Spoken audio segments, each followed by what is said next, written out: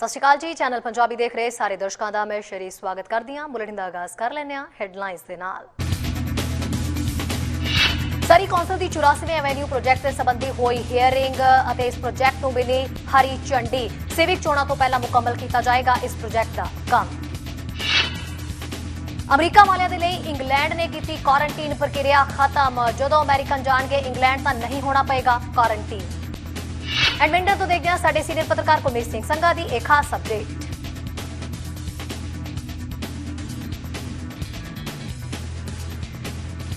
जिते खबरां विस्तार दे नाल और बुलेटिन दी सब तो पहला शुरुआत अज उस अहम खबर दे नाल जिसदा सारिआं नूं बेसब्री दे नाल इंतजार है। जी हां, सरी कौंसल दी 84वीं एवेन्यू प्रोजैक्ट संबंधी हियरिंग हुई। इस दे विच इस प्रोजैक्ट नूं जल्दी तो जल्दी शुरू करन दे लई हरी झंडी दे दित्ती गई है। कौंसल ने मंगलवार सवेरे इस मुद्दे दे उत्ते वोटिंग भी कीती। सरी कौंसल ने 84वीं एवेन्यू कनैक्टर कॉन्ट्रैक्ट दे लई $16.2 मिलियन दा इनाम दिता, जबकि बीयर क्रीक पार्क दे दक्षिणी सिरे ते स्थित इस प्रोजैक्ट की असल कीमत $12.25 मिलियन तो $13 मिलियन सी, जिस मुताबक कॉन्ट्रैक्ट का काम अगस्त 2021 दे विच शुरू होने की उम्मीद है ते अगलियां सेविक चोणां तो एक महीना पहला यानी सितंबर 2022 तक यह प्रोजैक्ट जिहड़ा पूरा हो जाएगा। काम करन दी इजाजत जिहड़े कामिਆਂ ਨੂੰ सवेरे 7 वजे तो रात 10 वजे तक होवेगी। इससे होर नफे नुकसान की हो सकते हैं, कौन इसके हक दे विच है, खास करके 84 एवेन्यू बनन ते लोकां दी की राय है, ये चैनल पंजाबी दी टीम ने जानने की कोशिश की। आओ देखते हैं विस्तार दे नाल इस दे उत्ते जानकारी ते समझते हैं कि आखिरकार ये प्रोजैक्ट है की है। 84 एवेन्यू इंप्रूवमेंट किंग जॉर्ज तो 140 स्ट्रीट सिटी दी नंबर 1 सुधार योजना है, जिसनों सिरे चढ़ाउण दीआं कोशिशां पिछले काफ़ी लंबे समय तो कीतियां जा रहीआं ने। इस योजना का मकसद है सरी दे विच 84 दे एवेन्यू दे 2 रस्ते भरना, जिस दे नाल शहर दे विच एक नवां ईस्ट वैसट रूट बन जाएगा ते ट्रैफिक जाम ते टकराव वाली स्थिति नूं घटाउण दे विच मदद करेगा। यानी कि सरी दे 84 एवेन्यू नूं बीयर क्रीक पार्क दे बाहरले पासे लंघा के 140 स्ट्रीट दे नाल जोड़ के सिद्धा कीता जा सकदा है। इस दे नाल सवेरे शाम 88 एवेन्यू ते 72 एवेन्यू ते पैंदे ट्रैफिक नूं काफ़ी घटाउण दे विच मदद मिलेगी। सिटी दे इस प्रोजैक्ट जरिए एक कोशिश भी की जा रही है कि जो मोटर वाहनों की टक्कर की गल आउंदी है तो सरी का 88 का इस सब तो खतरनाक लांघा मन्निया जाता है तो इसनूं ठीक करन दे नाल पैदल यात्री ते साइकलिंग करन वालियां दे कोल सुरक्षित विकल्प होवेगा ते 72 का भी ट्रैफिक घटेगा, क्योंकि 88 एवेन्यू तो ईस्ट वाल जांदियां किंग जॉर्ज हाईवे जदों आउंदा है तो उत्थे एक्सीडेंट ज़्यादा हुंदे ने।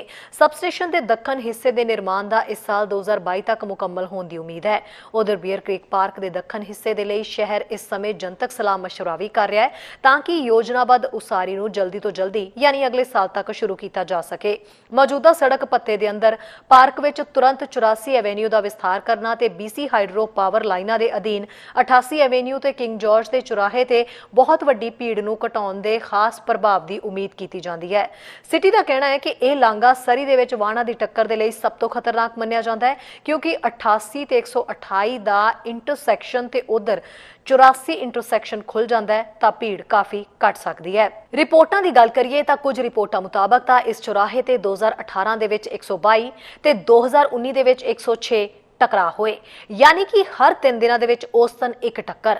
साल 2009 ते 2019 दरमियान इस स्थान ते 2000 तो वध एक्सीडेंट हो चुके हैं। म्यूनसिपल BC हाइड्रो दे सब स्टेशन के दखन विच 84 एवेन्यू नूं 124 स्ट्रीट तो 128 स्ट्रीट तक वधाउण दी योजना बना रही है ते किंग जॉर्ज तो 140 स्ट्रीट तक बीयर क्रीक के दखन वाल नूं जाएगी।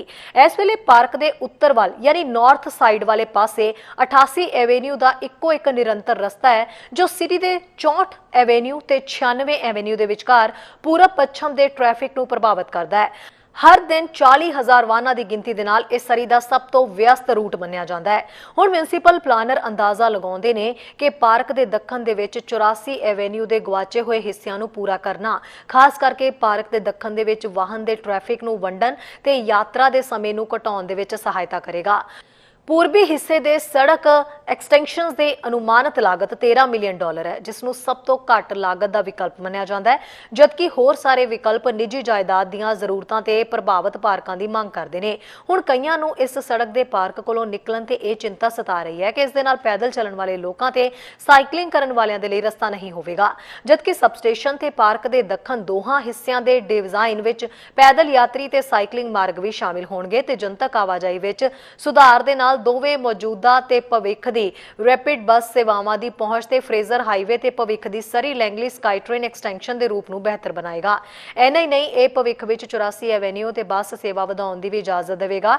ਇਸ ਤੋਂ ਇਲਾਵਾ ਪੂਰਬੀ ਭਾਗ ਪਾਰਕ ਦੀ ਪਹੁੰਚ ਵਿੱਚ ਸੁਧਾਰ ਕਰੇਗਾ, ਜਿਸ ਨੂੰ ਇੱਕ ਨਵਾਂ 2200 ਸੀਟ ਵਾਲਾ ਐਥਲੈਟਿਕ ਸਟੇਡੀਅਮ ਵੀ ਮਿਲਣ ਦੀ ਉਮੀਦ ਹੈ। ਇਸ ਸਹੂਲਤ ਨੂੰ ਪੂਰਾ ਕਰਨ ਦੇ ਲਈ ਵਾਧੂ 200 ਵਾਹਨ ਪਾਰਕਿੰਗ ਸਟਾਲਾਂ ਦੀ ਲੋੜ ਹੈ। ਸਕਾਈ ਟ੍ਰੇਨ ਐਕਸਟੈਂਸ਼ਨ ਪ੍ਰੋਜੈਕਟ ਦੇ ਹਿੱਸੇ ਵਜੋਂ ਗ੍ਰੀਨ ਟਿੰਬਰਸ ਦੇ ਅੰਦਰ 140 ਸਟਰੀਟ ਤੇ 148 ਸਟਰੀਟ ਦੇ ਵਿਚਕਾਰ ਫਰੇਜ਼ਰ ਹਾਈਵੇ ਨੂੰ ਚੌੜਾ ਕਰਨ ਦੀ ਵੀ ਯੋਜਨਾ ਹੈ। ਅੱਗੇ ਗੱਲ ਕਰਦੇ ਹਾਂ ਪ੍ਰੋਜੈਕਟ ਦੀ ਟਾਈਮਿੰਗ ਦੀ। 22 ਫਰਵਰੀ 2021 ਦੀ ਕੌਂਸਲ ਬੈਠਕ ਦੇ ਵਿੱਚ ਕੌਂਸਲ ਨੇ ਅਗਲੇ 1 ਤੋਂ 5 ਸਾਲਾਂ ਦੇ ਅੰਦਰ ਇਸ ਪ੍ਰੋਜੈਕਟ ਨੂੰ ਅੱਗੇ ਵਧਾਉਣ ਦੀ ਇੱਕ ਮਤੇ ਦਾ ਸਮਰਥਨ ਕੀਤਾ। 8 ਮਾਰਚ 2021 ਦੀ ਕੌਂਸਲ ਬੈਠਕ ਦੇ ਵਿੱਚ ਇਸ ਕੌਂਸਲ ਨੇ ਇਸ ਪ੍ਰੋਜੈਕਟ ਦੇ ਲਈ ਖੇਤਰੀ ਜਾਂਚ, ਸ਼ੁਰੂਆਤੀ ਡਿਜ਼ਾਈਨ ਤੇ ਜਨਤਕ ਰੁਝੇਵਿਆਂ ਨੂੰ ਪ੍ਰਵਾਨਗੀ ਦਿੱਤੀ। ਹੁਣ ਸਟਾਫ ਇਸ ਸਮੇਂ ਫੀਲਡ ਜਾਂਚ ਵੀ ਕਰ ਰਿਹਾ ਹੈ, ਜਿਸ ਵਿੱਚ ਜੀਓ ਟੈਕਨੀਕਲ ਕੰਮ ਸ਼ਾਮਿਲ ਹੈ। ਇਸ ਤੋਂ ਇਲਾਵਾ ਕਿਸੇ ਵੀ ਪ੍ਰੋਜੈਕਟ ਦੀ ਸ਼ੁਰੂਆਤ ਵੇਲੇ ਇਸ ਕਿਸਮ ਦੀ ਫੀਲਡ ਜਾਂਚ ਦਾ ਕੰਮ ਕਰਨਾ ਰੂਟੀਨ ਹੈ, ਕਿਉਂਕਿ ਇਹ ਜਾਣਕਾਰੀ ਪ੍ਰੋਜੈਕਟ ਲਈ ਸ਼ੁਰੂਆਤੀ ਡਿਜ਼ਾਈਨ ਦੇ ਵਿਕਾਸ ਨੂੰ ਸੂਚਿਤ ਕਰੇਗੀ, ਜਿਵੇਂ ਕਿ ਸੜਕ ਦੀ ਸੰਭਾਵਤ ਅਨੁਕੂਲਤਾ ਤੇ ਸਮੁੱਚੇ ਪੈਰਾਂ ਦੇ ਨਿਸ਼ਾਨ ਤੇ ਹੋਰ ਗੱਲਾਂ ਦਾ ਖਿਆਲ ਰੱਖਣਾ। ਗੁੰਮੇ ਹੋਏ ਸੜਕ ਖੰਡਾਂ ਨੂੰ ਪੂਰਾ ਕਰਨ ਦੇ ਪੜਾਅ ਦੇ ਨਾਲ 84 ਐਵੇਨਿਊ ਵਿੱਚ ਸੜਕ ਸੁਧਾਰ ਸ਼ਾਮਿਲ ਹੈ, ਜੋ 124 ਸਟਰੀਟ ਤੋਂ 128 ਸਟਰੀਟ ਹੈ ਅਤੇ 2023 ਤੱਕ ਸ਼ੁਰੂ ਹੋਣ ਦੀ ਸੰਭਾਵਨਾ ਹੈ। ਪ੍ਰੋਜੈਕਟ ਦੇ ਬੈਨੀਫਿਟਸ ਕੀ ਹੋਣਗੇ? ਸੜਕ ਸੁਰੱਖਿਆ ਨੂੰ ਸੁਧਾਰਨ ਤੇ 88 ਐਵੇਨਿਊ ਤੇ KGB ਇੰਟਰਸੈਕਸ਼ਨ ਤੇ ਟ੍ਰੈਫਿਕ ਨੂੰ ਘਟਾ ਕੇ ਜਾਨਾਂ ਬਚਾਉਣ ਦੇ ਲਈ, ਜੋ ਸਰੀ ਦੇ ਵਿੱਚ ਸਭ ਤੋਂ ਭਿਆਨਕ ਟੱਕਰ ਲਾਂਘਾ ਹੈ ਤੇ BC ਦੇ ਵਿੱਚ ਤੀਜੇ ਸਭ ਤੋਂ ਵੱਧ ਟੱਕਰ ਲਾਂਘੇ ਵਜੋਂ ਜਾਣਿਆ ਜਾਂਦਾ ਹੈ। ਸ਼ਹਿਰ ਦੀ vision zero safety mobility plan ਦੇ ਨਾਲ, ਜੋ ਪੂਰੇ ਸ਼ਹਿਰ ਦੇ ਵਿੱਚ ਸੜਕ ਸੁਰੱਖਿਆ ਨੂੰ ਤਰਜੀਹ ਦਿੰਦਾ ਹੈ। 84 ਐਵੇਨਿਊ ਦੇ ਸੜਕ ਵਿਸਥਾਰ ਦੇ ਨਾਲ 88 ਐਵੇਨਿਊ ਤੇ KGB ਵਿਖੇ ਟ੍ਰੈਫਿਕ ਦੀ ਮਾਤਰਾ ਤੇ ਮੋੜ ਦੀ ਗਤੀ ਜਿਹੜੀ ਹੈ ਉਹ ਘਟ ਜਾਵੇਗੀ, ਜਿਸ ਤੋਂ ਬਾਅਦ ਮ੍ਰਿਤਕਾਂ ਜਾਂ ਜ਼ਖਮੀਆਂ ਦੀ ਸੰਖਿਆ ਨੂੰ ਹੋਰ ਘਟਾਉਣ ਲਈ ਚੁਰਾਹੇ ਤੇ ਸੜਕ ਸੁਰੱਖਿਆ ਸੁਧਾਰਾਂ ਨੂੰ ਲਾਗੂ ਕਰਨ ਤੇ ਸਿਟੀ ICBC ਦੇ ਨਾਲ ਮਿਲ ਕੇ ਕੰਮ ਕਰ ਸਕੇਗਾ। ਸੰਪਰਕ ਨੂੰ ਬਿਹਤਰ ਬਣਾਉਣ ਦੇ ਲਈ ਭੀੜ ਨੂੰ ਘਟਾਉਣਾ ਤੇ ਨਿਊਟਨ ਤੇ ਫਰੀਟਵੁੱਡ ਦੇ ਵਿਚਕਾਰ ਵਧੇਰੇ ਸਿੱਧੇ ਰਸਤੇ ਨਾਲ ਯਾਤਰਾ ਦੇ ਸਮੇਂ ਦੀ ਬਚਤ ਕਰਨਾ। ਹੁਣ ਗੱਲ ਕਰਦੇ ਹਾਂ ਉਹਨਾਂ ਖਦਸ਼ਿਆਂ ਦੀ ਜੋ ਇਸ ਪ੍ਰੋਜੈਕਟ ਦੇ ਨਾਲ ਲੋਕਾਂ ਦੇ ਵਿੱਚ ਡਰ ਤੇ ਅਫਵਾਹਾਂ ਪੈਦਾ ਕਰ ਰਹੇ ਨੇ। 84 ਐਵੇਨਿਊ ਤੇ ਰਹਿਣ ਵਾਲੇ ਲੋਕਾਂ ਨੂੰ ਇਤਰਾਜ਼ ਹੈ ਕਿ ਉਹਨਾਂ ਨੂੰ ਆਵਾਜਾਈ ਵਧਣ ਦੇ ਨਾਲ ਦਿੱਕਤ ਆਏਗੀ, ਨੋਇਜ਼ ਪੋਲਿਊਸ਼ਨ ਵਧੇਗਾ, ਘਰਾਂ ਦੀਆਂ ਕੀਮਤਾਂ ਤੇ ਵੀ ਅਸਰ ਪੈ ਸਕਦਾ ਹੈ, ਜਿਸ ਦੇ ਨਾਲ ਸੜਕ ਦੇ ਨੇੜੇ ਦੇ ਘਰ ਨਾ ਜਲਦੀ ਖਰੀਦੇ ਜਾਂਦੇ ਨੇ ਤੇ ਨਾ ਹੀ ਵੇਚੇ। ਕੁਝ ਲੋਕਾਂ ਦਾ ਮੰਨਣਾ ਹੈ ਕਿ ਉਹਨਾਂ ਨੂੰ ਬੀਅਰ ਕ੍ਰੀਕ 'ਚ ਬੈਠਣਾ ਜਿੰਨਾ ਹੁਣ ਆਸਾਨ ਲੱਗਦਾ ਹੈ, ਉਹ 2 ਹਿੱਸਿਆਂ ਦੇ ਵਿੱਚ ਵੰਡਣ ਨਾਲ ਉੱਥੇ ਮੁਸ਼ਕਿਲ ਆਏਗੀ। ਸ਼ਹਿਰ ਦੇ ਪੂਰਬ ਪੱਛਮ ਕਨੈਕਟਰ ਨੂੰ ਜੋੜਨ ਦੇ ਲਈ 84 ਅਖੀਰ ਦੇ ਵਿੱਚ ਨੋਡਲ ਵੇ ਦੇ ਨਾਲ ਜੁੜਨ ਜਾ ਰਿਹਾ ਹੈ, ਬਿਲਕੁਲ ਉਸੇ ਤਰ੍ਹਾਂ ਜਿਵੇਂ ਸਾਡੇ ਕੋਲ ਹਾਈਵੇ 91 ਦੇ ਮਰਜ਼ ਹੋਣ ਦੇ ਪਹਿਲਾਂ ਦੇ ਸਿਗਨਲਸ ਨੇ। ਕੁਝ ਸੋਚਦੇ ਨੇ ਕਿ ਨਵੀਆਂ ਸੜਕਾਂ ਬਣਾਉਣਾ ਸਿਰਫ ਭੀੜ ਨੂੰ ਵਧਾਉਂਦਾ ਹੈ ਤੇ ਇਹ ਤਾਂ ਇੱਕ ਗ੍ਰੀਨ ਸਪੇਸ ਤੇ ਖਰਚਾ ਹੋ ਰਿਹਾ ਹੈ, ਇਸ ਤੇ ਮੁੜ ਵਿਚਾਰ ਕਰਨ ਦੀ ਲੋੜ ਹੈ। ਸੋ ਇਸ ਬਾਬਤ ਸਾਡੀ ਟੀਮ ਨੇ ਸਿਟੀ ਕਾਉਂਸਲਰ ਮਨਦੀਪ ਨਾਗਰਾ ਦੇ ਨਾਲ ਵੀ ਗੱਲਬਾਤ ਕੀਤੀ। ਉਹਨਾਂ ਇਹਨਾਂ ਸਾਰੀਆਂ ਅਫਵਾਹਾਂ ਤੇ ਚਾਨਣਾ ਕੁਝ ਇਸ ਤਰ੍ਹਾਂ ਪਾਇਆ। ਦੇਖੋ, ਸਿਟੀ ਆਫ ਸਰੀ ਬਹੁਤ ਫਾਸਟ ਗਰੋ ਕਰ ਰਿਹਾ, one of the fastest growing city ਆ ਆਪਣੇ ਕੈਨੇਡਾ ਦੀ ਸਿਟੀ ਆਫ ਸਰੀ, ਤੇ ਬਹੁਤ ਛੇਤੀ ਇਨ ਵੈਰੀ ਨੀਅਰ ਫਿਊਚਰ ਆਪਾਂ ਵੈਨਕੂਵਰ ਨੂੰ ਪਾਪੂਲੇਸ਼ਨ ਵਾਈਜ਼ ਵੀ ਅਸੀਂ ਕ੍ਰੋਸ ਕਰ ਜਾਵਾਂਗੇ। ਐਂਡ ਇਹ ਜਿਹੜੇ ਸਾਡੇ ਇੱਥੇ ਲੋਕਲ ਨੰਬਰਸ ਹੈ ਪਾਪੂਲੇਸ਼ਨ ਦੇ, ਬਟ ਜਿਹੜੀ ਇੱਕ ਆਪਾਂ ਜਦੋਂ ਕੋਵਿਡ ਓਵਰ ਹੋ ਗਿਆ, ਜਿਹੜੀ ਨਵੀਂ ਇਮੀਗ੍ਰੇਸ਼ਨ ਜਦੋਂ ਓਪਨ ਹੋਈ, ਉਹਦੇ ਵਿੱਚ ਜਿਹੜੇ ਲੋਕ ਆਉਣੇ ਆ ਉਹ ਨੰਬਰਸ ਹਿਊਜ ਨੰਬਰਸ ਹੋ ਸਕਦੇ ਆ। ਐਂਟੀਸਪੇਟ ਕੀਤਾ ਜਾ ਰਿਹਾ ਕਿ ਬਹੁਤ ਜਿਹੜੇ ਨੰਬਰਸ ਹੈ ਉਹ ਸਰੀ ਨੂੰ ਆਪਣਾ ਘਰ ਬਣਾਉਣਗੇ। ਸੋ ਉਹਦੇ ਲਈ ਬਹੁਤ ਜ਼ਿਆਦਾ ਜ਼ਰੂਰੀ ਹੈ ਕਿ ਸਾਡਾ ਜਿਹੜਾ ਰੋਡ ਨੈਟਵਰਕ ਆ ਬਹੁਤ ਸਟਰੋਂਗ ਹੋਵੇ, ਤਾਂ ਕਿ ਜਿਹੜਾ ਟਾਈਮ ਆ ਲੋਕਾਂ ਦਾ ਰੈਜ਼ੀਡੈਂਟਸ ਦਾ ਉਹ ਰੋਡਸ 'ਤੇ ਵੇਸਟ ਨਾ ਹੋਵੇ, ਉਹ ਟ੍ਰੈਫਿਕ ਦੇ ਵਿੱਚ ਬਲੌਕ ਹੋ ਕੇ 2-2 ਘੰਟੇ ਨਾ ਰਹਿਣ, ਤਾਂ ਕਿ ਉਹ ਘਰ ਤੋਂ ਕੰਮ ਤੋਂ ਘਰ ਬਹੁਤ ਜਲਦ ਪਹੁੰਚਣ। ਬਾਕੀ ਜਿਹੜਾ 84 ਦਾ ਜਿਹੜਾ ਇਹ ਕੋਸਟ ਦੀ ਗੱਲ ਆ, ਇਹ 'ਤੇ $13 ਮਿਲੀਅਨ ਦੀ ਜਿਹੜੀ ਕੋਸਟ ਆ ਰਹੀ ਆ, ਸਭ ਤੋਂ ਘੱਟ ਕੋਸਟ ਈਸਟ ਵੈਸਟ ਨੂੰ ਕਨੈਕਟ ਕਰਨ ਵਾਸਤੇ ਇਹ 84 ਦਾ ਆਪਸ਼ਨ ਸੀਗਾ। ਉਸ ਤੋਂ ਅਗਲਾ ਜਿਹੜਾ ਆਪਸ਼ਨ ਸੀਗਾ 88 ਐਵੀਨਿਊ, ਜਿਹੜਾ ਇਸ ਟਾਈਮ ਬਹੁਤ ਜ਼ਿਆਦਾ ਬਿਜ਼ੀ ਆ, ਉਹਦੀਆਂ ਇੱਕ ਲੇਨ ਦੋਨੋਂ ਸਾਈਡਸ 'ਤੇ ਹੋਰ ਬਣਾਉਣ ਦਾ ਮੋਰ ਦੈਨ $50 ਮਿਲੀਅਨ ਦੀ ਜਿਹੜੀ ਕੋਸਟ ਆ, ਉਸ ਨੂੰ ਲੈ ਕੇ ਉਹਦੀ ਐਕਸਪੈਂਸ਼ਨ ਨੂੰ, ਉਹਦੀ ਵਾਈਡਨਿੰਗ ਨੂੰ ਕਰਨ ਵਾਸਤੇ ਮੋਰ ਦੈਨ $50 ਮਿਲੀਅਨ। ਅਤੇ ਉਹਦਾ ਜਿਹੜਾ ਟਾਈਮ ਸੀਗਾ, ਕਿਉਂਕਿ ਉੱਥੇ ਬਹੁਤ ਪ੍ਰਾਈਵੇਟ ਪ੍ਰੋਪਰਟੀਜ਼ ਇਨਵੋਲਵ ਹੈ, ਇਸ ਕਰਕੇ ਉਹਦਾ ਟਾਈਮ ਬਹੁਤ ਜ਼ਿਆਦਾ ਲੱਗਣਾ ਸੀਗਾ ਅਤੇ ਕੋਸਟ ਬਹੁਤ ਜ਼ਿਆਦਾ ਸੀ। ਸੋ 84 ਐਵੀਨਿਊ 'ਤੇ ਕੋਈ ਪ੍ਰੋਪਰਟੀਜ਼ ਨਹੀਂ ਹੈਗੀਆਂ, ਆਲਰੇਡੀ ਅੰਡਰ BC ਹਾਈਡਰੋ ਦੀ ਪਾਵਰ ਲਾਈਨਸ ਦੇ ਥੱਲੋਂ ਦੀ ਜਾ ਰਿਹਾ ਹੈ ਮੋਸਟਲੀ ਜਿਹੜਾ ਜ਼ਿਆਦਾ ਪਾਰਟ ਹੈ। ਤੇ ਇਹਦੇ ਨਾਲ ਜਿਹੜੀ ਕਨੈਕਸ਼ਨ ਆ ਈਸਟ ਵੈਸਟ ਦਾ ਜ਼ਿਆਦਾ ਇੰਪਰੂਵ ਹੋਏਗਾ। ਫਾਸਟ ਇਹ ਛੇਤੀ ਆਪਾਂ ਓਪਨ ਕਰ ਸਕਦੇ ਹੋਪਫੁਲੀ ਬਾਏ ਸਮਰ 2022 ਤੇ ਸਭ ਤੋਂ ਇਕਨੋਮਿਕਲੀ ਸਭ ਤੋਂ ਇਹ ਬੈਸਟ ਜਿਹੜੀ ਆਪਸ਼ਨ ਸੀਗੀ ਵਿਦ ਓਨਲੀ $13 ਮਿਲੀਅਨ। ਬਟ ਇਹ ਬਹੁਤ ਜ਼ਰੂਰੀ ਹੈ ਆਪਣੇ ਜਿਹੜਾ ਆਪਣਾ ਰੋਡ ਨੈਟਵਰਕ ਆ ਸਿਟੀ ਦੇ ਵਿੱਚ ਗਰੋਥ ਦੇ ਨਾਲ ਇਹ ਇੰਪਰੂਵ ਕਰਨਾ ਜੀ। ਵੈਲ ਇੱਕ ਬਹੁਤ ਚੰਗੀ ਗੱਲ ਆ ਕਿ ਅਸੀਂ ਆਪਣੇ ਇਨਵਾਇਰਨਮੈਂਟ ਨੂੰ ਲੈ ਕੇ ਇੰਨੇ ਕੰਸਰਨਡ ਆ। ਅਸੀਂ ਕਹਿੰਦੇ ਕਿ ਸਾਡਾ ਇਨਵਾਇਰਨਮੈਂਟ ਖਰਾਬ ਨਾ ਹੋਵੇ, ਇਹ ਬਹੁਤ ਚੰਗੀ ਗੱਲ ਹੈ, ਇਹ ਹੋਣਾ ਵੀ ਚਾਹੀਦਾ। ਸਾਨੂੰ ਆਪਣੇ ਪਾਰਕਸ ਲਈ ਆਪਣੇ ਇਨਵਾਇਰਨਮੈਂਟ ਲਈ ਆਪਾਂ ਨੂੰ ਇੱਦਾਂ ਸੋਚਣਾ ਜ਼ਰੂਰੀ ਆ। ਪਰ ਐਟ ਦ ਸੇਮ ਟਾਈਮ ਮੈਂ ਇਹ ਕਹਿਣਾ ਚਾਹ ਰਿਹਾ ਕਿ ਜਿਹੜਾ 84 ਦਾ ਪ੍ਰੋਜੈਕਟ ਹੈ ਇਹਦੀ ਪ੍ਰੋਪਰ ਕੰਸਲਟਿੰਗ ਹੋ ਗਈ। ਇਹਦੇ ਵਿੱਚ ਜਿਹੜੇ ਇਨਵਾਇਰਨਮੈਂਟ ਸਪੈਸ਼ਲਿਸਟ ਉਹ ਇਨਵੋਲਵ ਹੈਗੇ, QEP ਟੀਮ ਪ੍ਰੋਪਰ ਜਿਹੜੀ ਸਿਟੀ ਸਰੀ ਦੀ ਉਹ ਇਨਵੋਲਵ ਹੈਗੀ ਆ। ਸੋ ਇਨਵਾਇਰਨਮੈਂਟ ਨੂੰ ਵਿਦਆਊਟ ਕੋਈ ਡਿਸਟਰਬੈਂਸ ਤੋਂ ਇਹ ਜਿਹੜਾ 84th ਐਵੀਨਿਊ ਆ ਇਹ ਬਣਾਇਆ ਜਾਊਗਾ, ਇਹਦੀ ਜਿਹੜੀ ਕੰਸਟਰਕਸ਼ਨ ਹੋਏਗੀ। ਐਟ ਦ ਸੇਮ ਟਾਈਮ ਜਿਹੜਾ ਬੇਅਰ ਕ੍ਰੀਕ ਪਾਰਕ ਦਾ ਜਿਹੜਾ ਕੰਸਰਨ ਹੈਗਾ ਲੋਕਾਂ ਦਾ ਕਿ ਸ਼ਾਇਦ ਬੇਅਰ ਕ੍ਰੀਕ ਡਿਵਾਈਡ ਹੋ ਜਾਏਗਾ, ਬਿਲਕੁਲ ਵੀ ਨਹੀਂ। ਮੈਂ ਅੱਗੇ ਵੀ ਦੱਸਦਾ ਹੁੰਦਾ ਕਿ ਤੁਸੀਂ ਕਾਜ਼ਮੋਸ ਤੇ ਤੁਸੀਂ ਗੂਗਲ ਮੈਪਸ ਤੇ ਜਾ ਕੇ ਦੇਖ ਸਕਦੇ ਕਿ ਬਿਲਕੁਲ ਸਾਊਥ ਐਂਡ ਤੇ ਬੇਅਰ ਕ੍ਰੀਕ ਪਾਰਕ ਦੇ ਇੱਕ ਸਾਈਡ ਥਾਣੀ ਇਹ ਰੋਡ ਨਿਕਲ ਕੇ ਜਾ ਰਿਹਾ ਜਿੱਥੇ ਆਲਰੇਡੀ ਰੋਡ ਡੈਡੀਕੇਸ਼ਨ ਹੈਗੀ ਆ 84th ਐਵੀਨਿਊ ਦੀ। ਤੇ ਉਹ ਜ਼ਿਆਦਾ ਪਾਰਟ ਜਿਹੜਾ ਜਿਹੜੀਆਂ BC ਹਾਈਡਰੋ ਦੀਆਂ ਪਾਵਰ ਲਾਈਨਸ ਆ ਉਹਨਾਂ ਦੇ ਥੱਲੋਂ ਦੀ ਜਾ ਰਿਹਾ। ਸੋ ਉੱਥੇ ਪਹਿਲੇ ਹੀ ਸਾਰੀਆਂ ਟਰੀਜ਼ ਕੱਟੀਆਂ ਹੋਈਆਂ ਨੇ। ਸੋ ਇਨਵਾਇਰਨਮੈਂਟ ਨੂੰ ਕੋਈ ਵੀ ਨੈਗੇਟਿਵ ਇੰਪੈਕਟ ਨਹੀਂ ਇਹਦੇ ਨਾਲ ਪੈਣ ਵਾਲਾ ਜੀ। ਆਮ ਜਨਤਾ ਖਾਸ ਕਰਕੇ ਉਹ ਲੋਕ ਜਿਨ੍ਹਾਂ ਨੂੰ ਮੌਜੂਦਾ ਸਮੇਂ ਦੇ ਵਿੱਚ ਹਰ ਦਿਨ ਕੰਮਾਂ ਕਾਰਾਂ ਤੇ ਜਾਣ ਦੇ ਲਈ ਟ੍ਰੈਫਿਕ ਦਾ ਸਾਹਮਣਾ ਕਰਨਾ ਪੈਂਦਾ ਹੈ, ਉਹਨਾਂ ਦੀ ਸਮੱਸਿਆ ਦਾ ਹੱਲ ਇਸ ਪ੍ਰੋਜੈਕਟ ਨਾਲ ਨਿਕਲ ਰਿਹਾ ਹੈ। ਤਾਂ ਉਹਨਾਂ ਜਵਾਬ ਕੁਝ ਇਸ ਤਰ੍ਹਾਂ ਦਿੱਤਾ। ਮੈਂ ਜੀ 88 ਤੇ 148 ਤੋਂ ਟਰੈਵਲ ਕਰਦਾ ਇੱਥੋਂ ਆਪਣੇ ਕੰਮ ਨੂੰ 70 ਤੇ ਕਿੰਗ ਜਾਰਜ ਤੇ ਸਵੇਰ ਦੇ ਟਾਈਮ ਤੇ ਜਦੋਂ ਰਸ਼ ਆਵਰ ਹੁੰਦਾ ਆ ਐਟ ਲੀਸਟ 15 ਮਿੰਟ ਲੱਗ ਜਾਂਦੇ ਨੇ, ਕਈ ਵਾਰੀ ਉਸ ਤੋਂ ਜ਼ਿਆਦਾ ਵੀ ਲੱਗ ਜਾਂਦੇ ਨੇ। ਸੋ 84 ਦਾ ਜਿਵੇਂ ਸੁਣਨ 'ਚ ਆ ਰਿਹਾ ਕਿ ਖੋਲ੍ਹਣ ਜਾ ਰਹੇ ਨੇ 84 ਦਾ ਪੈਥਵੇ, ਉਹਦੇ ਨਾਲ ਐਟਲੀਸਟ ਕਮਿਊਟ ਦੇ ਵਿੱਚ ਮੈਨੂੰ ਲੱਗਦਾ ਜੀ 5-7 ਮਿੰਟ ਦਾ ਫਰਕ ਪਊਗਾ।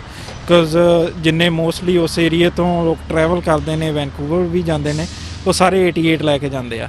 ਸੋ 88 ਤੇ ਮਾਰਨਿੰਗ ਰਸ਼ ਆਵਰ ਦੇ ਵੇਲੇ ਤਾਂ ਬਹੁਤ ਜ਼ਿਆਦਾ ਰਸ਼ ਹੁੰਦਾ, ਜਿਹਦੇ ਕਰਕੇ ਸਵੇਰੇ ਕਮਿਊਟ ਦੇ ਵਿੱਚ ਬਹੁਤ ਪ੍ਰੋਬਲਮ ਆਉਂਦੀ ਆ। 84 ਖੁੱਲ੍ਹਣ ਦੇ ਨਾਲ ਸੌਖਾ ਹੋ ਜਾਊਗਾ, 5-7 ਮਿੰਟ ਐਟ ਲੀਸਟ ਜਿਹੜੇ ਉਹ ਘੱਟ ਲੱਗਿਆ ਕਰਨਗੇ ਮੈਨੂੰ ਲੱਗਦਾ ਜੀ।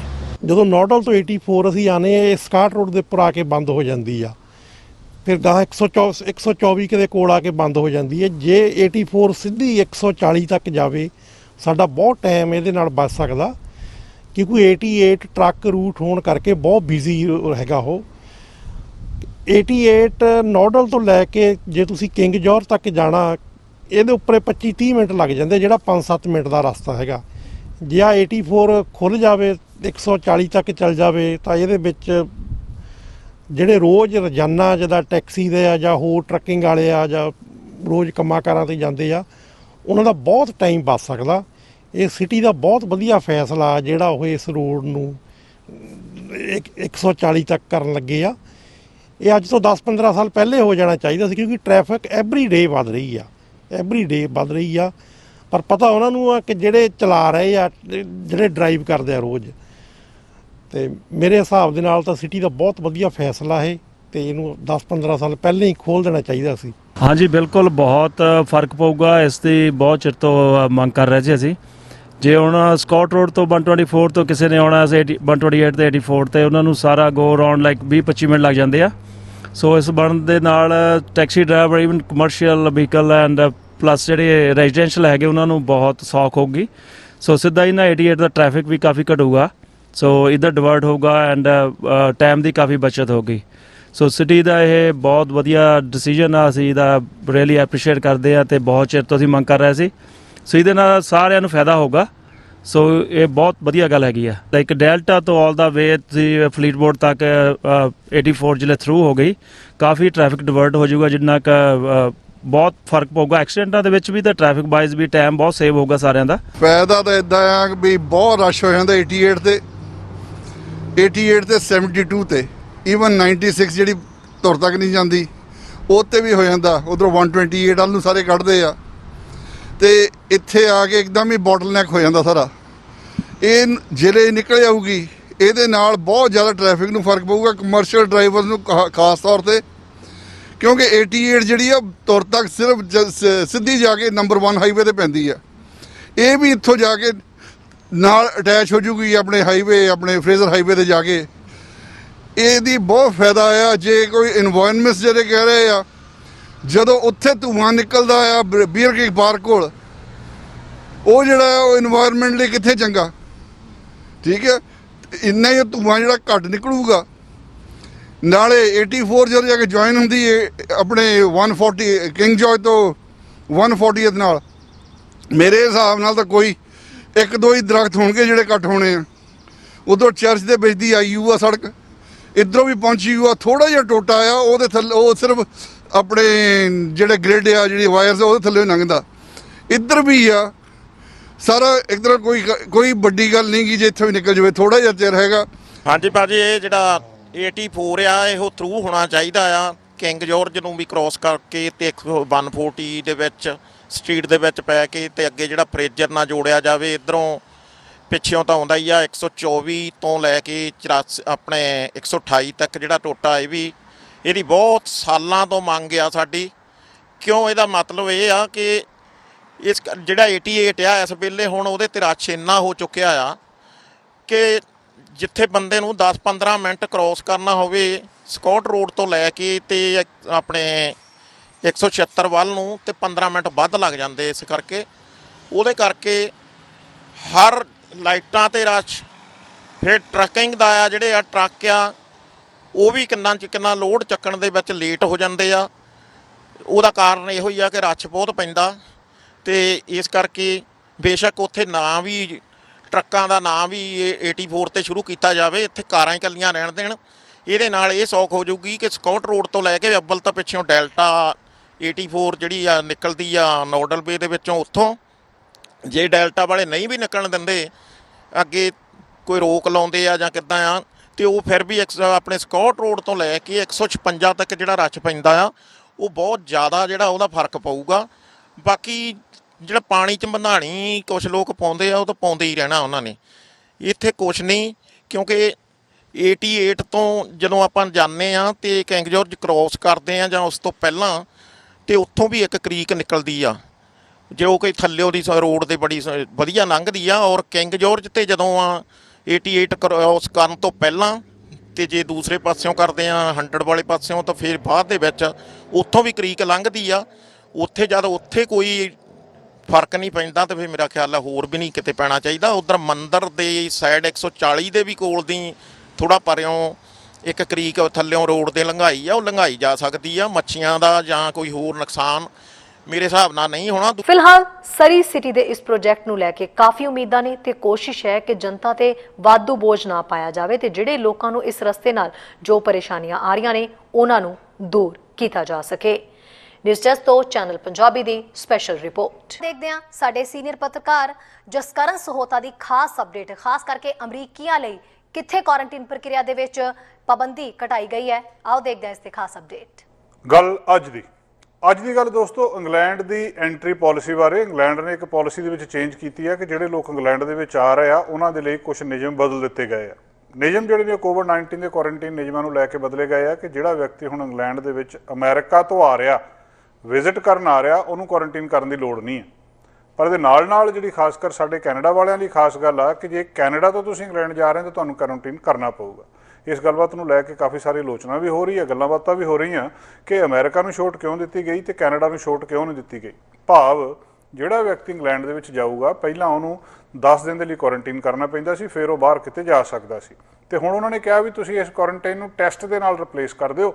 ਇੱਕ ਵੇਲੇ ਤੁਰਨ ਲੱਗੇ ਇੱਥੋਂ ਟੈਸਟ ਕਰਵਾ ਲਓ ਤੇ ਫਿਰ ਪਹੁੰਚ ਕੇ ਟੈਸਟ ਕਰਵਾ ਲਓ। ਉਹਦੇ ਤੋਂ ਬਾਅਦ ਤੁਹਾਨੂੰ 10 ਦਿਨ ਦਾ ਕੁਆਰੰਟਾਈਨ ਕਰਨ ਦੀ ਲੋੜ ਨਹੀਂ ਹੈ ਜੇਕਰ ਤੁਸੀਂ ਅਮਰੀਕਾ ਤੋਂ ਆ ਰਹੇ ਆ। ਕੈਨੇਡਾ ਨੂੰ ਇਹ ਛੋਟ ਨਹੀਂ ਦਿੱਤੀ ਗਈ। ਬਹੁਤ ਸਾਰੀਆਂ ਜਿਹੜੀਆਂ ਯੂਰਪ ਦੇ ਵਿੱਚ ਵੀ ਉਹਨਾਂ ਨੇ ਜਿਹੜੀਆਂ ਤਬਦੀਲੀਆਂ ਕੀਤੀਆਂ ਆ। ਇੰਗਲੈਂਡ ਤੇ ਸਕਾਟਲੈਂਡ ਨੇ ਬਿਨਾਂ ਕੁਆਰੰਟਾਈਨ ਤੋਂ ਉੱਥੇ ਆਉਣ ਦੇ ਲਈ ਆਗਿਆ ਦਿੱਤੀ ਆ ਅਗਲੇ ਹਫ਼ਤੇ ਤੋਂ। ਜਿਹੜੇ ਅੱਜ ਉੱਥੇ ਯੂਨਾਈਟਿਡ ਕਿੰਗਡਮ ਦੇ ਅਫੀਸ਼ੀਅਲਸ ਆ ਉਹਨਾਂ ਨੇ ਦੱਸਿਆ ਕਿ ਅਗਲੇ ਹਫ਼ਤੇ ਤੋਂ ਉਹਦੇ ਵਿੱਚ ਛੋਟ ਹੋਊਗੀ। ਤੇ ਜਿਹੜੇ ਪੂਰੀ ਉੱਥੋਂ ਦੀ ਟਰੈਵਲ ਇੰਡਸਟਰੀ ਆ ਉਹ ਇਸ ਗੱਲ ਤੋਂ ਖੁਸ਼ ਆ ਕਿ ਜੇ ਹੁਣ 10 ਦਿਨ ਦੇ ਕੁਆਰੰਟਾਈਨ ਤੋਂ ਛੋਟ ਮਿਲ ਗਈ ਆ ਤਾਂ ਇਹਦੇ ਨਾਲ ਆਉਣ ਜਾਣ ਖੁੱਲ੍ਹ ਜਾਊਗਾ। ਬ੍ਰਿਟਿਸ਼ ਸਰਕਾਰ ਕਹਿ ਰਹੀ ਆ ਕਿ ਜਿਹਨਾਂ ਲੋਕਾਂ ਨੇ ਦੋਵੇਂ ਡੋਜ਼ਸ ਵੈਕਸੀਨ ਦੀਆਂ ਲੈ ਲਈਆਂ ਤੇ ਵੈਕਸੀਨ ਉਹ ਜਿਹਨੂੰ ਜਾਂ ਤਾਂ FDA ਨੇ ਅਮਰੀਕਾ ਦੀ ਨੇ ਅਪਰੂਵ ਕੀਤਾ ਹੋਵੇ ਜਾਂ ਉਹਨੂੰ ਯੂਰੋਪੀਅਨ ਮੈਡੀਸਿਨ ਏਜੰਸੀ ਜਿਹੜੀ ਕਿ ਇੱਕ ਰੈਗੂਲੇਟ ਕਰਦੀ ਹੈ ਡਰੱਗਸ ਨੂੰ ਯੂਰੋਪੀਅਨ ਯੂਨੀਅਨ ਦੇ ਵਿੱਚ, ਉਹਨਾਂ ਤੋਂ ਮਨਜ਼ੂਰ ਹੋਵੇ, ਉਹ ਇੱਥੇ ਆ ਸਕਦੇ ਆ ਤੇ ਉਹਨਾਂ ਨੂੰ ਫਿਰ ਇੱਕ ਪ੍ਰੀ ਤੇ post arrival corona virus test ਕਰਵਾਉਣਾ ਪਊਗਾ ਤੇ ਸੈਲਫ ਕੁਆਰੰਟਾਈਨ 10 ਦਿਨ ਤੋਂ ਉਹਨਾਂ ਨੂੰ ਛੋਟ ਮਿਲ ਜਾਊਗੀ। ਇਹ 4 ਵਜੇ ਤੋਂ UK ਟਾਈਮ ਦੇ ਹਿਸਾਬ ਦੇ ਨਾਲ ਤੜਕੇ ਤੋਂ ਇਹ ਨਿਯਮ ਸੋਮਵਾਰ ਤੋਂ ਸ਼ੁਰੂ ਹੋ ਜਾਣਾ। ਇਹਦੇ ਨਾਲ ਹੀ ਸਕਾਟਿਸ਼ ਗਵਰਨਮੈਂਟ ਜਿਹੜੀ ਉੱਥੇ ਦੀ ਹੈਗੀ ਆ, ਜਿਹੜੀ ਆਪਣੀ ਹੋਰ ਆਪਣੇ ਆਪ ਆਪਣੇ ਪੱਧਰ ਦੇ ਉੱਤੇ ਹੈਲਥ ਪਾਲਿਸੀ ਸੈੱਟ ਕਰਦੀ ਆ, ਉਹਨਾਂ ਨੇ ਵੀ ਇਹੀ ਡਿਸੀਜਨ ਲਿਆ ਕਿ ਭਾਵ ਜੋ ਸੇਮ ਡਿਸੀਜਨ ਉਹਨਾਂ ਨੇ ਲੈ ਲਿਆ। ਇਹਦੇ ਨਾਲ ਹੀ ਵੇਲਸ ਤੇ ਜਿਹੜੇ ਨਰਦਰਨ ਆਇਰਲੈਂਡ ਆ, ਉਹਨਾਂ ਨੇ ਹਜੇ ਤੱਕ ਕੋਈ ਅਨਾਊਂਸਮੈਂਟ ਨਹੀਂ ਕੀਤੀ ਕਿ ਉਹ ਵੀ 10 ਦਿਨ ਦੀ ਛੋਟ ਦੇਣਗੇ ਜਾਂ ਨਹੀਂ ਦੇਣਗੇ। ਸੋ ਜਿਹੜੇ ਲੋਕ ਵੈਕਸੀਨੇਟਡ ਆ ਬ੍ਰਿਟਨ ਦੇ ਵਿੱਚ, ਉਹ 10 ਦਿਨ ਦਾ ਕੁਆਰੰਟੀਨ ਸਕਿਪ ਕਰ ਸਕਦੇ ਆ, ਇਹਨੂੰ ਛੱਡ ਸਕਦੇ ਆ। ਬਹੁਤ ਸਾਰੇ ਯੂਰਪ ਤੇ ਇੱਧਰ ਦੀਆਂ ਜਿਹੜੀਆਂ ਕੰਟਰੀਜ਼ ਤੋਂ ਫਰਾਂਸ ਨੂੰ ਇਸ ਨਿਯਮ ਦੇ ਵਿੱਚੋਂ ਛੋਟ ਨਹੀਂ ਦਿੱਤੀ ਗਈ। ਭਾਵ ਜੇਕਰ ਕੋਈ ਵਿਅਕਤੀ ਫਰਾਂਸ ਤੋਂ ਇੰਗਲੈਂਡ ਜਾ ਰਿਹਾ ਆ, ਉਹਨੂੰ ਫਿਰ 10 ਦਿਨ ਕੁਆਰੰਟੀਨ ਕਰਨਾ ਪਊਗਾ। ਅੱਗੇ ਦੇਖਦੇ ਹਾਂ ਸਾਡੇ ਸੀਨੀਅਰ ਪੱਤਰਕਾਰ ਕੁਲਮੀਤ ਸਿੰਘ ਸੰਘਾ ਦੀ ਖਾਸ ਅਪਡੇਟ। ਚੈਨਲ ਪੰਜਾਬੀ ਵੇਖ ਰਹੇ ਸਮੂਹ ਦਰਸ਼ਕਾਂ ਨੂੰ ਕੁਲਮੀਤ ਸਿੰਘ ਵੱਲੋਂ ਨਿੱਘੀ ਜੀ ਆਇਆਂ। ਵਾਹਿਗੁਰੂ ਜੀ ਕਾ ਖਾਲਸਾ, ਵਾਹਿਗੁਰੂ ਜੀ ਕੀ ਫਤਿਹ। ਐਡਮਿੰਟਨ ਸ਼ਹਿਰ ਤੋਂ ਤੁਹਾਡੇ ਲਈ ਖਬਰ ਲੈ ਕੇ ਹਾਜ਼ਰ ਹਾਂ ਜੀ। ਇੱਕ ਖਬਰ ਕੱਲ ਦੀ ਆ। ਕੱਲ ਰਾਤ ਪੁਲਿਸ ਨੂੰ ਟੈਲੀਫੋਨ ਕਾਲ ਗਈ ਆ ਔਰ ਉਹਦੇ 'ਚ ਕਿਹਾ ਗਿਆ ਕਿ ਇੱਕ ਵਿਅਕਤੀ ਪਾਰਕਿੰਗ ਲੋਟ ਦੇ ਵਿੱਚ ਜਿਹੜਾ ਉਹ ਕਾਰਾਂ ਭੰਨੀ ਜਾ ਰਿਹਾ ਸੀਗਾ ਤੇ ਉਹਨੇ ਗੋਲੀ ਵੀ ਚਲਾਈ। ਔਰ ਜਦੋਂ ਉੱਥੇ ਪੁਲਿਸ ਪਹੁੰਚਦੀ ਆ ਤੇ ਉਹਨਾਂ ਨੇ ਉਸ ਵਿਅਕਤੀ ਨੂੰ ਗੱਲਬਾਤ ਕਰਨ ਦੀ ਕੋਸ਼ਿਸ਼ ਕੀਤੀ, ਅੰਗੇਜ ਕਰਨ ਦੀ ਕੋਸ਼ਿਸ਼ ਕੀਤੀ, ਪਰ ਉਹਨੇ ਆਪਣੀ ਜਿਹੜੀ ਗਨ ਸੀਗੀ ਉਹਨਾਂ ਨੂੰ ਨਹੀਂ ਦਿੱਤੀ ਤੇ ਪੁਲਿਸ ਵਾਲਿਆਂ ਨੇ ਉਹਦੇ ਮਗਰ ਨੱਠੇ ਨੇ। ਉਹ ਕਿਉਂਕਿ ਉੱਥੋਂ ਨੱਠ ਗਿਆ ਤੇ ਉਹਦੇ ਮਗਰ ਨੱਠੇ। ਥੋੜ੍ਹੀ ਦੇਰ ਬਾਅਦ ਗੇਟਵੇ ਬੁਲੇਵਾਰਡ ਤੇ 54 ਐਵਨਿਊ ਤੇ ਉਹਨਾਂ ਨੇ ਉਹਨੂੰ ਜਾ ਘੇਰਿਆ ਦੁਬਾਰਾ ਫਿਰ, ਤੇ ਉੱਥੇ ਉਸ ਵਿਅਕਤੀ ਨੂੰ ਉਹਨਾਂ ਨੇ ਅੰਗੇਜ ਕੀਤਾ। ਜਦੋਂ ਉਹਦੇ ਨਾਲ ਅੰਗੇਜ ਹੋਇਆ ਤੇ ਪੁਲਿਸ ਵਾਲਿਆਂ ਤੋਂ ਜਿਹੜਾ ਉਹਨਾਂ ਦਾ ਆਰਮਸ ਹੈਗੇ ਉਹ ਡਿਸਚਾਰਜ ਹੋ ਗਈ, ਯਾਨੀ ਕਿ ਉਹਨਾਂ ਦਾ ਪਿਸਤੌਲ ਜਿਹੜਾ ਉੱਥੇ ਕਿਸੇ ਕੋਲੋਂ ਚੱਲ ਗਿਆ, ਜਿਹਦੇ ਨਾਲ ਉਸ ਵਿਅਕਤੀ ਦੀ ਮੌਤ ਹੋ ਜਾਂਦੀ ਹੈ। ਹੁਣ ਅਲਬਰਟਾ ਸੀਰੀਅਸ ਇਨਸੀਡੈਂਟ ਰਿਪੋਰਟ ਵਾਲੇ ਜਿਹੜੇ ਜੀ ਇਹਦੀ ਛਾਣਬੀਣ ਕਰ ਰਹੇ ਨੇ ਕਿ ਉਹ ਕਿਸ ਤਰ੍ਹਾਂ ਸਾਰੀ ਗੱਲਬਾਤ ਜਿਹੜੀ ਆ ਵਾਪਰੀ ਆ, ਕਿਉਂਕਿ ਜਦੋਂ ਕਦੇ ਵੀ ਕਿਸੇ ਦੀ ਵਿਅਕਤੀ ਦੀ ਮੌਤ ਹੁੰਦੀ ਆ ਤੇ ਉਹਦੀ ਛਾਣਬੀਣ ਜਿਹੜੀ ਆ ਅਲਬਰਟਾ ਸੀਰੀਅਸ ਇਨਸੀਡੈਂਟ ਰਿਪੋਰਟ ਵਾਲੇ ਕਰਦੇ ਨੇ। ਜਿਸ ਵਿਅਕਤੀ ਦੀ ਮੌਤ ਹੋਈ ਆ ਉਹਦੇ ਬਾਰੇ ਪੁਲਿਸ ਨੇ ਹਜੇ ਕੋਈ ਜ਼ਿਆਦਾ ਜਾਣਕਾਰੀ ਨਹੀਂ ਦਿੱਤੀ।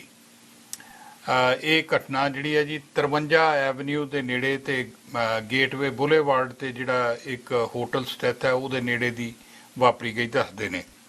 ਔਰ ਦੂਸਰੀ ਖਬਰ ਸਾਡੇ ਸੂਬੇ 'ਚੋਂ ਇਹ ਆ ਰਹੀ ਆ ਕਿ ਜਿਹੜੇ ਕੋਵਿਡ-19 ਦੇ ਕੇਸਿਸ ਆ ਨਾ ਜੀ, ਉਹ ਕਹਿੰਦੇ ਵੀ ਅਲਬਰਟਾ ਦੇ ਵਿੱਚ ਬੜੀ ਤੇਜ਼ੀ ਦੇ ਨਾਲ ਫਿਰ ਦੁਬਾਰਾ ਵੱਧ ਰਹੇ ਨੇ।